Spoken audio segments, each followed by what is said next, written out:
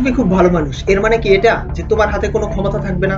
সারাদিন রাত তসবিহ করবে, মসজিদে পড়ে থাকবে, পরকালের চিন্তায় দুনিয়া ভুলে যাবে, বাজারে যাবে না, সমাজে কোনো রোল থাকবে না, অনলাইনে থাকবে না, দেশের কোনো ব্যাপারে তোমার রিয়াকশন থাকবে না, শুধু মসজিদ টু বাড়ি আর বাড়ি টু মসজিদ। চলাফেরা করার লোকের মধ্যে তোমার মতোই দাড়ি টুপিওয়ালা কয়েকজন, যারা তোমার এই কপি। দাড়ি কিভাবে রাখতে হবে, সব সময় মাথার টুপি আছে কিনা, থাকলেও সেটা কোন ফেরকার টুপি, মেসওয়াক কিভাবে করতে হবে, প্যান্টে টাকনো ঢেকে পড়লো কিনা, উজু গোসলের নিয়ত মুখস্থ আছে কিনা, নামাজে হাত কতটুকু উঠলো, রুকুর সময় পিঠ সোজা থাকবে না বাঁকা থাকবে, দেখতে ভালো না দেখা গেলেও দাড়ি রাখবে, বাবরে চুল রাখবে, আর ফেক প্রশংসা কুড়াবে। এগুলোই কি তোমার ধর্মকর্ম আর সীমা? আমার সন্তান খুবই ভদ্র, ভালো আর লাজুক এ বলে যারা গর্ব করেন, তাদের গর্ব করার মতো কিছুই নাই। বরং আপনারা একটা কুলাঙ্গার, গর্দভ আর নালায়েক মস্তিষ্ক পয়দা করেছেন মাত্র।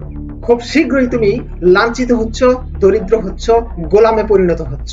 শুরু হবে গোলামের প্রজন্ম। আর তোমার পরবর্তী জেনারেশন থেকে শুরু হবে ভবঘুরে চোর, সিটার আর পাটপার। কারণ দরিদ্রতা, অন্যায় আর দুর্নীতির আঁতুড়ঘর।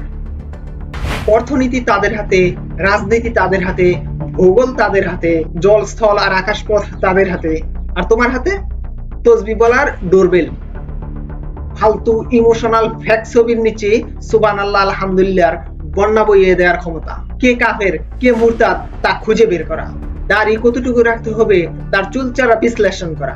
নামাজ শেষে দোয়া করা যাবে কিনা, দোয়াতে হাত কতটুকু উঠালে স্রষ্টা দোয়া কবুল করবে তার গবেষণা করা।